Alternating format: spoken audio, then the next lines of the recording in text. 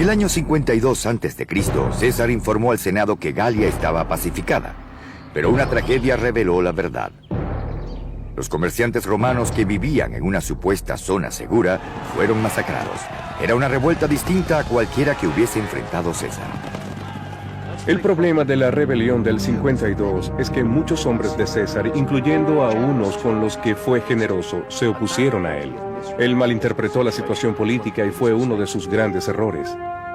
Por primera vez César enfrentó una oposición coordinada, liderada por Vercingetorix. Vercingetorix fue uno de los líderes galos más carismáticos que se enfrentó a César. Parece que desde el comienzo a él le fue muy bien con la llegada de César a Galia. Pero Vercingetorix había decidido en el año 52 a.C. que no lo beneficiaba que los romanos dominaran las Galias. Su imagen en algunas monedas galas se veía realmente como un dios en ellas.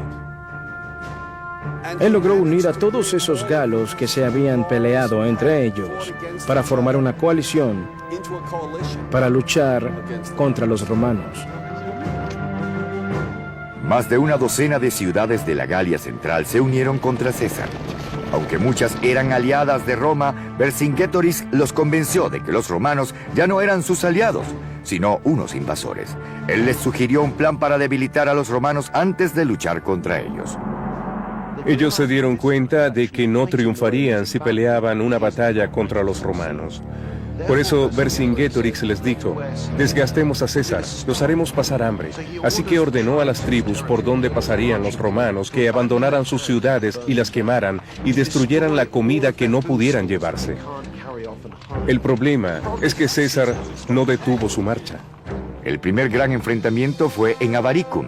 Vercingetorix se opuso a esa decisión, pero sus aliados querían pelear y actuaron sin él. César acampó en las afueras de Avaricum con sus legiones y armas para un sitio como esta ballesta. En la época de César, estos instrumentos de hierro habrían sido de madera.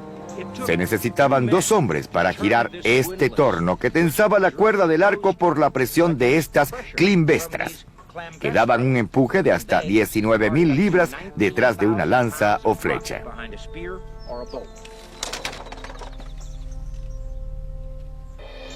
Algo así. El sitio fue brutal y duró varias semanas. Cuando los romanos entraron a la ciudad, no dejaron sobrevivientes.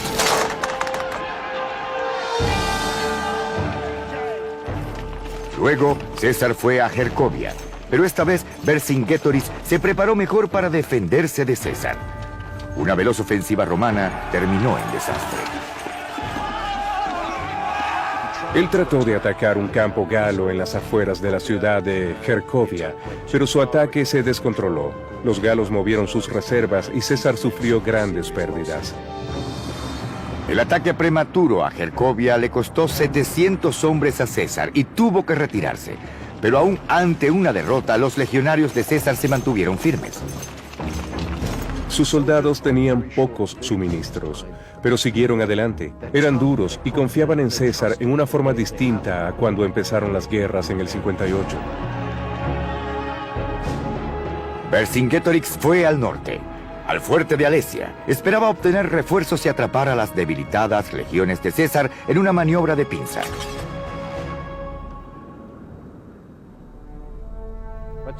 Pero César tenía otros planes. En Alesia construyó la fortificación más impresionante de su carrera. Sus ingenieros diseñaron un sistema de rampas con torres y empalizadas que se extendían por 18 kilómetros para rodear por completo el fuerte en el monte. En las trincheras de allá, unas estacas puntiagudas esperaban para empalar al desafortunado que cayera en ellas. Con su humor truculento, los soldados las llamaron lápidas, y a estas púas de hierro las llamaron espuelas. Eso es un poco extraño, porque un pinchazo de ellas habría detenido a un caballo en movimiento. También estaban los lirios que florecían en la zona del medio. Estos pozos camuflados por maleza ocultaban unas estacas afiladas en el fondo. Había muros que cubrían 23 kilómetros para bloquear refuerzos llegados en cualquier dirección. Entre los muros, 7 campos y 23 fuertes daban más protección a los 60.000 hombres de César. Todo eso fue hecho en menos de 30 días. Según César, los refuerzos galos eran de 250.000 hombres. Estos corrieron por la llanura y atacaron el muro exterior. Por su parte, Vercingetorix lideró a 80.000 hombres contra el muro interior. Después de semanas de lucha, César sintió que era hora de recobrarse o caer. Él mismo lideró 13 cohortes, unos 6.500 hombres afuera de los muros. Lo superaban mucho en número, pero su audacia inspiró a sus hombres y cogió desprevenidos a los galos. El ataque causó la derrota de estos y obligó a Vercingetorix a volver a Alesia. Al irse sus aliados, y como el hambre parecía inevitable, Vercingetorix se rindió. Hubo una gran ceremonia en la que él cabalgó hasta ahí. Se quitó su espada, se quitó su armadura y luego se sentó con César mientras sus soldados pasaron marchando y se despojaron de sus armaduras. Pero al terminar la ceremonia, a Vercingetorix se lo llevaron encadenado. Lo enviaron a Roma y lo metieron en prisión. Vercingetorix fue ejecutado después. Su derrota en Alesia marcó el fin de toda resistencia coordinada contra Roma. Fue también un gran logro de la destreza de los ingenieros de las legiones y de su fuerza bélica. César lo hizo todo mejor que los galos en ese último encuentro de la campaña y al final triunfó.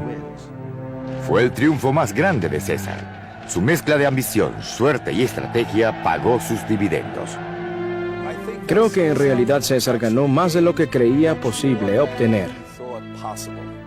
Era un hombre de pensamiento progresista, pero ¿quién habría creído que él, además del 1.000.000 de galos que mató, según nuestros cálculos, vendería después otro 1.000.000 más como esclavos?